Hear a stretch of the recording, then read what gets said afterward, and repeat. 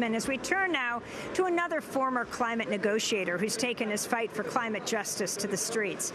Yeb Saño, the former lead climate negotiator for the Philippines, has just walked more than 900 miles from Rome to Paris as part of a people's pilgrimage for climate action. Saño was the top Philippines climate negotiator in 2013. When Typhoon Haiyan, one of the strongest cyclones in recorded history, devastated the Philippines, killing thousands of people. The devastation coincided with the 2013 United Nations Climate Summit in Warsaw, Poland, where Yeb Saño made headlines with an emotional plea for action on climate change. Typhoons such as Haiyan and its impacts represent a sobering reminder to the international community that we cannot afford to delay climate action. Warsaw must deliver on enhancing ambition and should muster the political will to address climate change and build that important bridge towards Peru and Paris. It might be said that it must be poetic justice that the Typhoon Haiyan was so big that its diameter spanned the distance between Warsaw and Paris. Mr. President, in Doha, we asked, if not us, then who?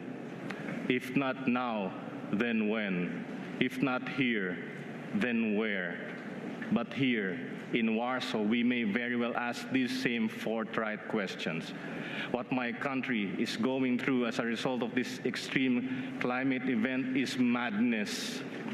The climate crisis is madness. Mr. President, we can stop this madness right here in Warsaw.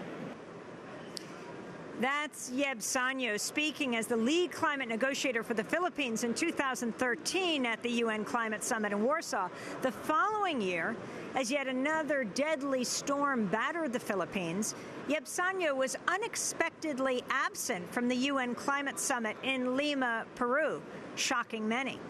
He'd been pulled from the delegation at the last minute, leading to speculation he'd been targeted for his outspokenness amidst pressure from wealthier countries like the United States.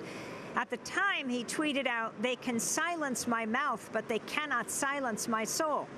Well, this year, in 2015, Yeb Saño is back at the UN Climate Summit, but not as the chief negotiator or any of the negotiators for the Philippines, but as an activist. Today, he's fasting for the climate along with thousands of others around the world.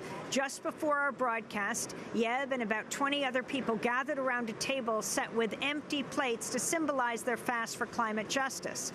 Yeb Saño has just finished his nearly 60-day pilgrimage across Europe, walking with his brother A.G. Saño, who survived the devastation of Typhoon Haiyan in the hard-hit city of Tacloban. We'll hear from A.G. later in the show, but right now, Yeb Saño, it's great to have you with us and to see you again in a slightly different capacity, wearing very different clothes. From the suits I'm used to seeing you in to a T-shirt. What does your T-shirt say? Well, my T-shirt right now says, "I fast for the climate," as we, in fact, fast today as the first of the month and the culmination of 365 days since the fasters started fasting in Lima 1 year ago. So can you talk about this change? Talk about what happened in Lima, why we didn't see you there.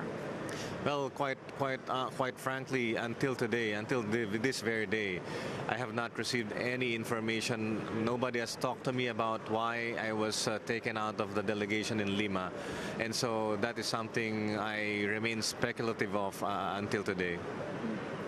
But you were planning to go to the airport and get on a plane to Lima? That's right. I had a plane ticket, and I needed a piece of paper signed. Being a government employee, I needed that paper signed for me to get on the plane before I leave. So you just went on a 60-day pilgrimage from Italy to Paris, from shaking hands with the Pope. Can you talk about the significance of what the Pope has said about climate change, how it has inspired you, and why you're doing this work on the streets now? Well, the Pope has been very outspoken on the climate issue, and I think he's been more courageous than many of us. And he has, in a very straightforward way, pinpointed the problem of climate change and linked it to social justice and economic injustice. So that is truly inspiring for us, and we we wanted to carry his message literally from Rome to Paris, and that's why we embarked on this special journey of over 900 miles for 60 days, walking through Italy, Switzerland, and France until we reached here in Paris. And what is the message you're bringing? The message primarily is that the message is the messenger. And we wanted to tell the whole world that by walking, we become instruments of climate justice, as well as we connect with people and communities along the way. As we have also gained inspiration from Pope Francis, he has also been a classic case of the messenger being the message, and so that is important in this journey. But what we want to tell the world leaders here in Paris, that please don't disappoint the world. The whole world is watching, and this is the last chance we're giving them. If Paris fails, I think people should take it as a signal that world leaders will continue to fail. What would success look like, Yeb Saño? You who've been on the inside, been at the core of the negotiations, now on the outside. Well, we're speaking about the most serious threat that humanity has ever faced.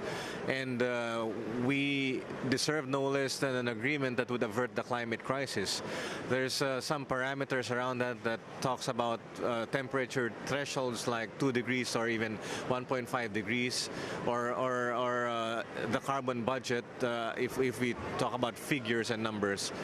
But what all of that translates into is a massive transformation of the global economy. We cannot continue to rely on the current global economic order if we are to make the world safer against climate change.